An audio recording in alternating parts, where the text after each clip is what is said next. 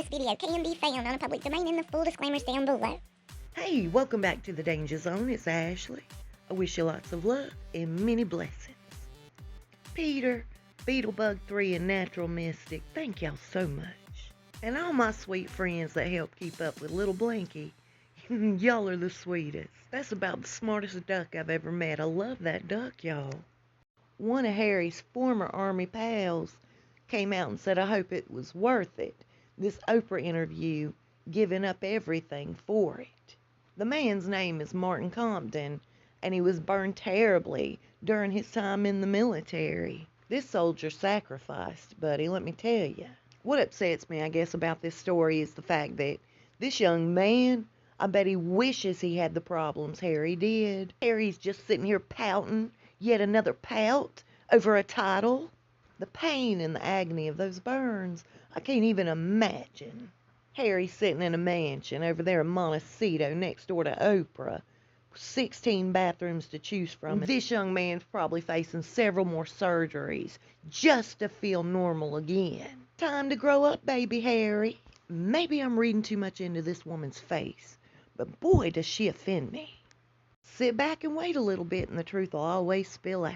I've seen countless headlines and read many stories by reputable media outlets talking about all sorts of communication between Harry and Meghan and the Queen, Harry and Meghan and the rest of the royal family, and little Archie having a great time over Zoom with Granny. And evidently all of that was just garbage, complete fabrication. As a matter of fact, he wouldn't speak to him at all. She had to break down and actually email her own grandson to go ahead and discuss Megxit. She emailed him 12 days ago saying, hey, we need to talk about this. All of this time he's been ignoring his family. And he learned that little swift trick from Meghan. We all know she's the best at it. She loves keeping it stirred up between him and his family. That gives her full control over P-Brain. And I've wondered all this time, why are they so angry at Eugenie and Jack? Harry was really close with his cousins. Jack is very friendly with George Clooney. He happens to be a commercial manager for Casamigos, and that's the tequila that George Clooney helped create. So he and George Clooney are buddies. But Clooney dropped Harry like a bad habit. I personally can't stand Clooney. That's another video for another day. It was about the same time that Clooney and Amal decided not to hang with Harry and Meghan, that Meghan started to nitpick Eugenie and Jack. Eugenie, Jack, and baby August moved into Frogmore. And can you believe that they're trying to kick up mess over that? Saying it was their gift from the Queen. Frogmore was theirs. She gifted this Frogmore to them as working royals. Don't understand what they're complaining about anyway. After sinking millions into this place, they wanted nothing to do with it. Why bring it up? Why complain? Because they just can't help themselves. That's why. And speaking of helping, do you guys realize they jumped out into the headlines and have yet to even make the contribution from Archwell Foundation to the Genesis House in Texas? All that was about was proving to the Queen that service is universal. They will be donating, quote unquote. They have not yet donated. I sure hope they follow through with that. Let's talk about their promo really fast for Archwell Audio on Spotify. It is simply another jab at the royal family.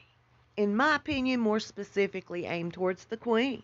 Meghan came out saying we created Archwell Audio to make sure that we can elevate voices that maybe aren't being heard and hear people's stories.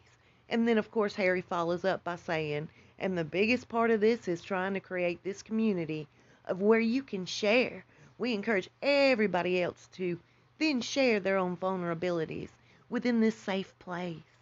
In other words, they took her voice from her, and she finally has her voice back. They're both super insulting. They're so bratty. My gosh, $40 million on a wedding. That alone, I just don't get it. I mean, it's like they keep poking the bear. Keep poking the bear, y'all. He is clearly miserable. She almost has to pinch him in the side to get him to talk. And why in the world didn't she use a bar soap when she was in the royal family? Now she comes out with this new and improved tweaked up look with this Priscilla Presley 1972 wig on. Even her dress is ironed. Mark my words, when she comes out with this documentary about how horrible the royals were to her, she's going to bring up her appearance and it being a reflection of all the stress she was under living with the royals. It's a manipulation tactic. That's all it is. A part of her show, her script. Before I end this, I do want to point something out I found hilarious. Maybe they didn't mean to, but it sure makes sense to me. That wax figure designer went ahead and added a baby bump onto Meghan, and it's over there in Australia. It looks pretty dang close. I wonder if it makes a popping noise. It was pictured with this kangaroo. Kangaroos carry the joeys in their pouch up to 11 months. You reckon that was done deliberately? I just found it hilarious and quite ironic.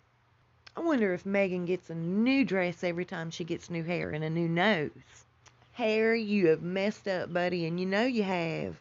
I've seen happier people at funerals. I hope you're having a good day today. I'll see you soon and we'll talk fast. Please stay safe and be blessed.